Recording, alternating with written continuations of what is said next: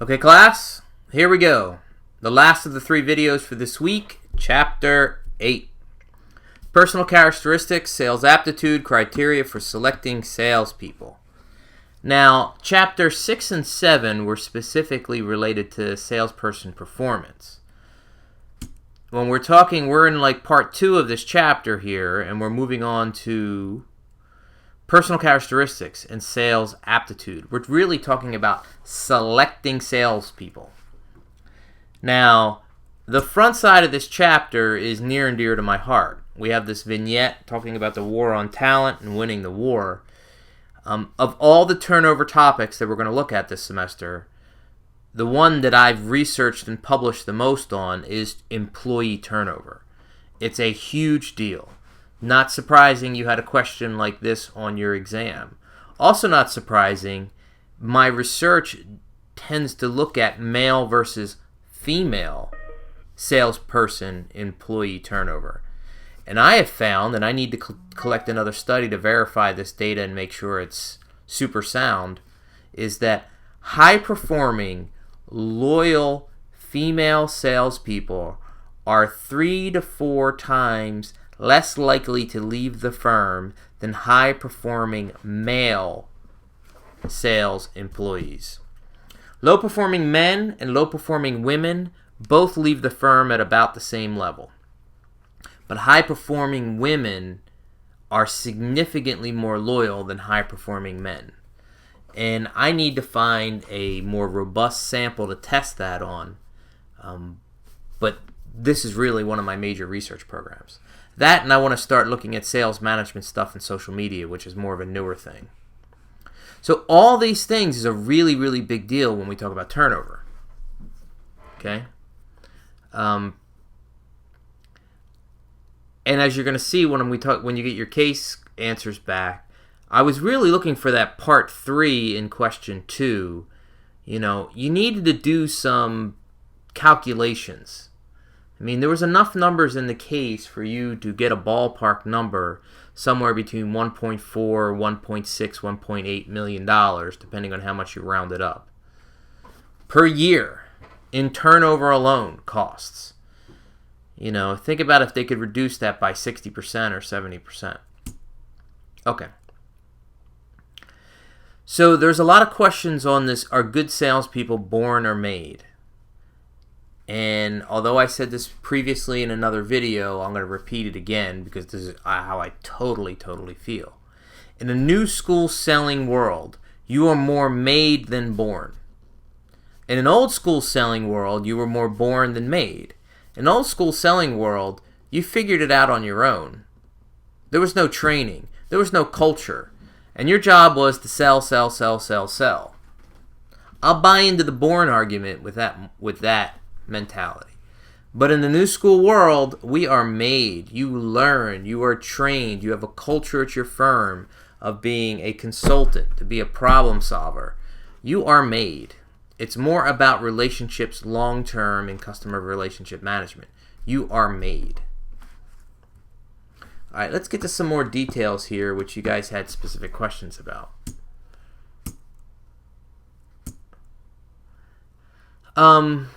There is an awful lot of turnover that happens within sales.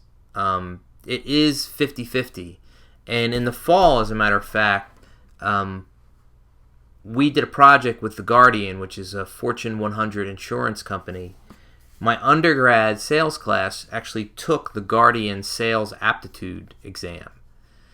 And The Guardian's, I think it's 4-year number, or maybe it's a 5-year number, is about 30 to 35% people last the 4 or 5 year window. And they want that number to be higher because it's very expensive to find employees. The average for that insurance industry is more like 11% or 15%. So they're double the industry, but they're still not as high as they should be. So they have this particular aptitude test that you score, they score people on a 1, 2, 3, 4, or 5. And the 4s and 5s, they'll almost give you an offer right away. All right. In related to an earlier top conversation we had about individualistic versus collectivist cultures, that this book and the topic is skewed more towards individualistic cultures. I mean, here's another example. Germany is still more individualistic than collectivist, but it's certainly a couple steps away from the US, the UK, and Australia. But if you were to compare Germany to India, or Germany to China, or Germany to Chile, some of the Latin countries, Germany is much more individualistic. But these things, leadership style, respect for titles, relationships, mixed works, and play, these are things that unless you know this about your local culture, you could get yourself into trouble. You really could. All right, let me get to some of these findings, okay? Not that. I'm going to get back to the men versus women on the compensation issue because that was an explicit question. So I'm going to hold this part off now. That was an interesting set of questions. I want to get to personal history and family background are among the best predictors of sales success, accounting for an average of 20% of the variance in sales performance. Now, personal history, really that means resume history. That's what we're talking about here. Now, it doesn't necessarily mean work experience, but you having a family, a mother or a father that have been in sales, that you have a little bit more of a flavor of it, a close family member, a mother, father, or a family business. That's what we're talking about here. Education is a wash. It isn't a single significant major predictor. When they say variance and explained variance in performance, that's an academic way of saying of all, if performance was 100%, personal history and family background would be 20% of the reason why you're successful in your sales career. So that's what they mean by variance, how much it explains of the total. Okay, hold on. I think I skipped too much.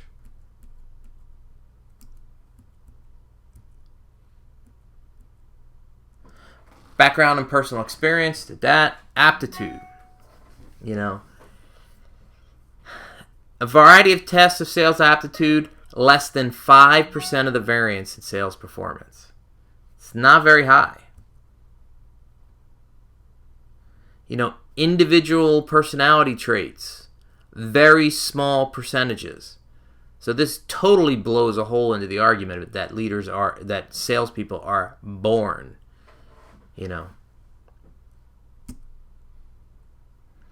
Some vocational skills, depending on what you're selling. If you are an engineer or you have some kind of technical chops, it might help in the selling process. If you are a nurse, a lot of pharmaceutical sales companies really like to hire nurses. Okay.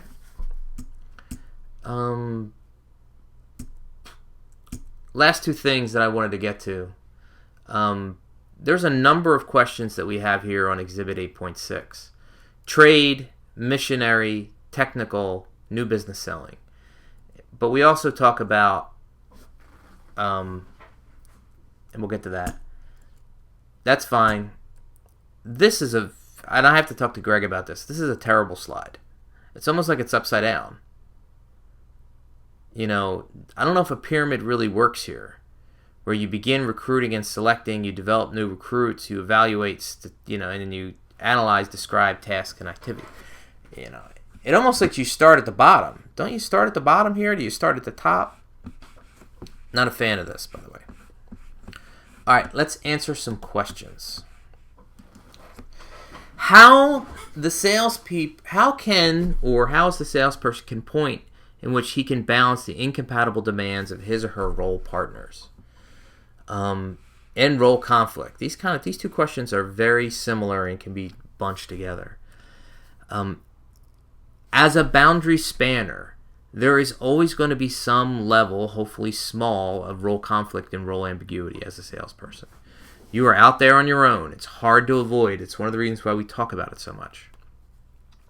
That said, the ways to reduce it, conflict in particularly, it's, conversations with your sales manager to go through problems, issues, challenges, and that maybe something new arises, but you guys create a policy or you create a well-defined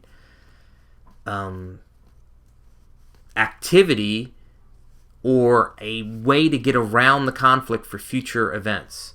And if someone else is having this particular conflict, hopefully through some kind of a wiki or some kind of a internal intranet, maybe Igloo is a very cool software package out there, Basecamp is another really cool software package out there, that you can look up these potential pain points, as they're called, and therefore reduce the conflict.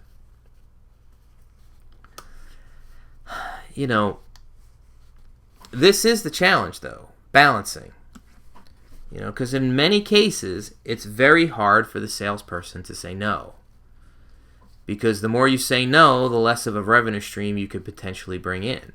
But at the same time, firms that have a very strong culture, that back up the salesperson so they're not out there over-promising and under-delivering, you can't get into that. Can't make that the standard. Although motivating people to work by offering them incentives and rewards to attain high performance works sometimes, what other ways can a sales manager motivate their team to strive for high performance once the rewarding has become saturated or less novel, blasé? It's very exciting your first 2, 3 years, 4 years, 5 years. But after you are pretty comfortable and you have a decent bank account and, an extra $5,000 here or $10,000 there is like, yeah, that's great, but it may or may not be enough to get someone to work their tail off the way they did 4 or 5 years ago. You have to see what your individual salespeople, what makes them tick. Tonight, my son's 3rd grade play is tonight. Okay? I'm not a salesperson, but I made sure that my schedule was clear of all teaching, consultings, meetings, you name it. This was a really big deal for me. And having a conversation with my sales manager and having him or her realize that, this is a personal day, this is a personal thing, I'm going to work during the day, but don't be scheduling any dinners, meetings, or anything on that evening or the next day. We have relatives coming in. It's just those kinds of conversations is what can motivate, like, hey, man, my sales manager looked out for me here. I'm going to work extra hard for him or her.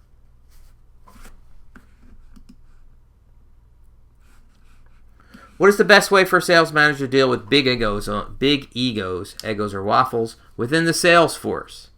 Oh boy. Now, in an old school selling world, big egos were the only people that were allowed on the sales force. They were the big dogs. They were alpha dogs. They were the lone wolves. They were all males, predominantly, or almost all males. We're glad to see that in the new school selling worlds that egos are being knocked down a number of notches. Okay? Maybe there's some swagger, but in a new school selling world, we have much higher emotional intelligence. And none of the dimensions within emotional intelligence would score high with a big ego.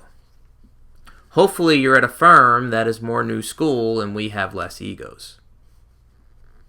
If you are a sales manager and you have someone with a big ego and they are performing, then okay, you see what you can do to control it or rein it in. But I'm a big football fan. I'm a Philadelphia Eagles fan, and big egos that don't want to play like a team player, Chip Kelly doesn't care how much of a Pro Bowler they are. He cuts them. It's very simple. Do you agree that successful salespeople are both born and made? No, I do not agree. I do not. They are substantially more made than born. I'll go 80-20. 90-10. No less than 75-25. Do sales positions often face ethical employment issues, equal opportunity employment issues? They've much more in the past. Much more in the past. They have significantly decreased. Oh, bummer. Let me hit pause for a second. Sorry about that. In a new school selling world, without the egos, being more relationship oriented, being more partnership oriented, is a much more friendlier place for both women and minorities. And if you look at the statistics, the number of women and minorities in the last 10 years have expanded exponentially within the sales force. Now, is it 50%? No. I'd probably say, last time I saw stats, I'm doing this off the top of my head, somewhere in the 25 to 30% range, which is significantly better than the 5 to 10% range it was in 15 or 20 years ago. The trends are going in the right direction.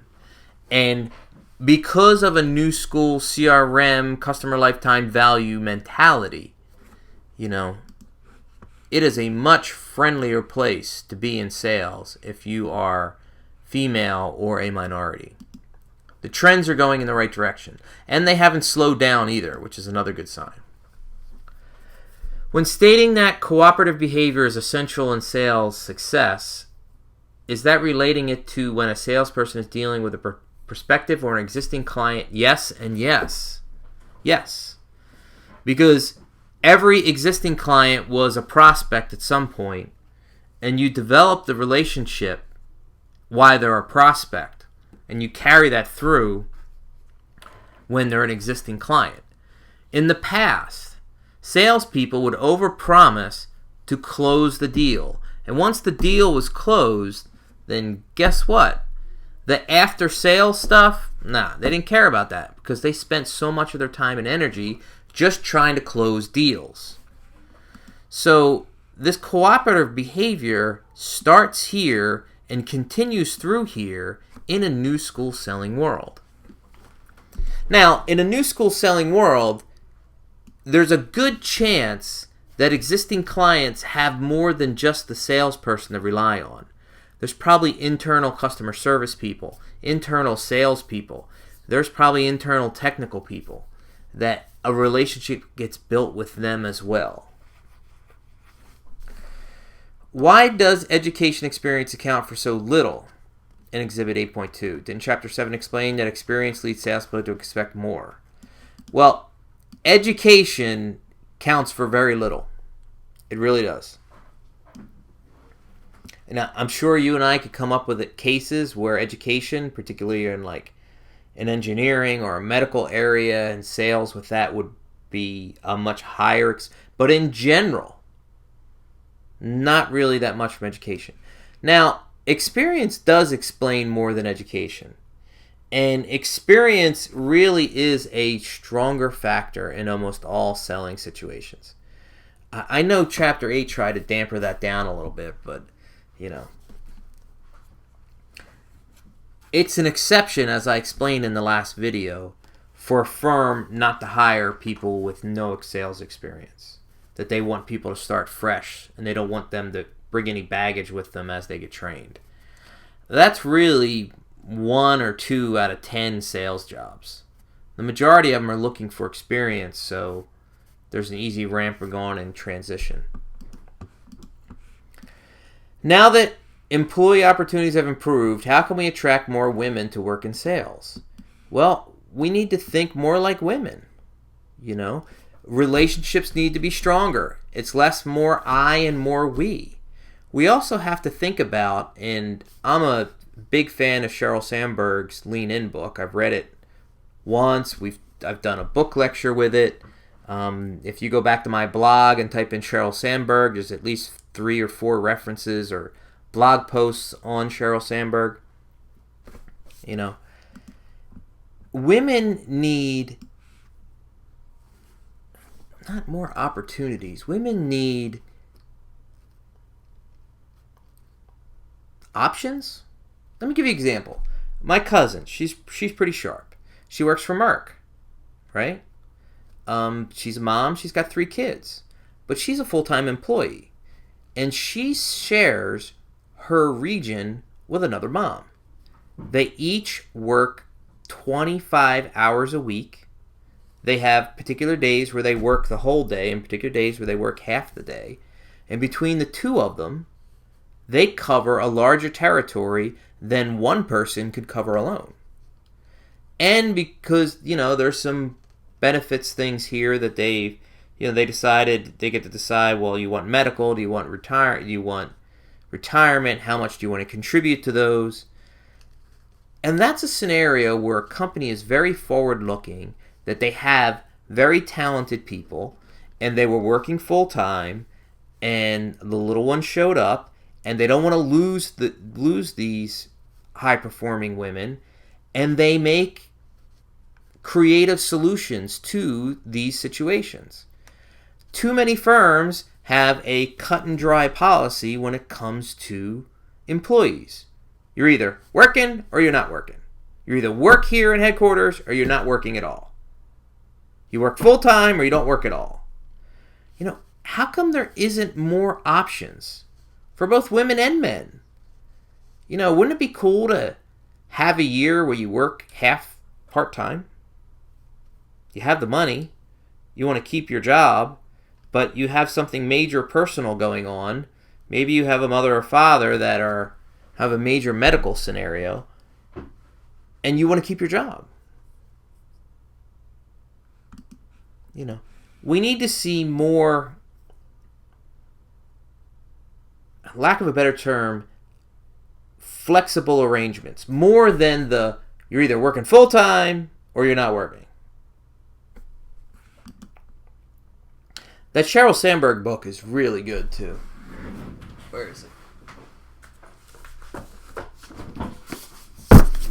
Lean in. And I feel really bad because in this book she talks a ton about her husband, and 35 days ago that he was the CEO of SurveyMonkey. She was the COO. She is the COO for Facebook. They go on a vacation. He's on a treadmill, slips, hits his head, brain, this, that, the other thing. He died in the hospital on the way. He died in the ambulance on the way to the hospital. I mean, tragic. Trying to balance everything. You finally schedule a vacation, and what happens on the vacation? You lose your significant other. That really, really, really sucks. Really sucks. Horrible, horrible tragedy. Question 8. In looking for the 4 types of sales jobs, which role do you think will dominate the sales industry in the next 10 years? This is a softball question for me. Thank you for asking it. In the new school world, we're right here in the middle.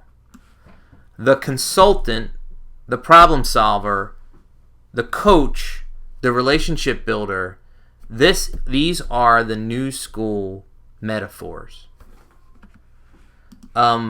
Closer is an old school metaphor. I close deals. A, B, C. That's what salespeople used to say all the time.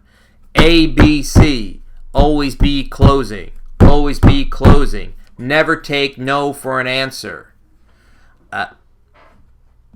No. Order taker, there are inside salespeople that existing clients will call, text, fax, whatever, use some kind of an internal ordering system, and the inside salespeople might process orders.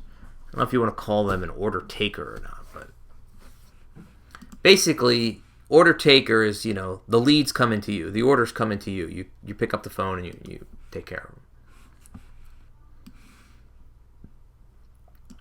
There are two subcategories that I have observed in B2B selling environment: the hunters and the huggers. In the 4 categories above, it looks like 3 out of the 4 roles are huggers. I think 2 of them are huggers, the consultant and the relationship builder. I'm not sure if I would put the order taker in that same category. Do you want to change your characteristic type depending on your market and product life cycle? I.e., mature markets and products are subject to a zero-sum games, whereas a young market is all about high CAGR. I'm sorry, I forgot what CAGR is. But what we're talking about here, a zero-sum game is the only way I gain more sales is by stealing it away from my direct competitors. The entire industry is not growing very fast. It's growing single digits, 1, 2, 3, 4% a year. At 1, 2, 3, 4% a year, if you want to increase your sales by 10%, you're only getting 3% of it from the market. You better steal the other 7% from your competition. That's a mature marketplace. Now, this question is imposing that we need to be more aggressive in a mature marketplace. I don't know if we need to be more aggressive in a mature marketplace. Maybe all this hunter big ego stuff and sell, always be closing is what is putting people off.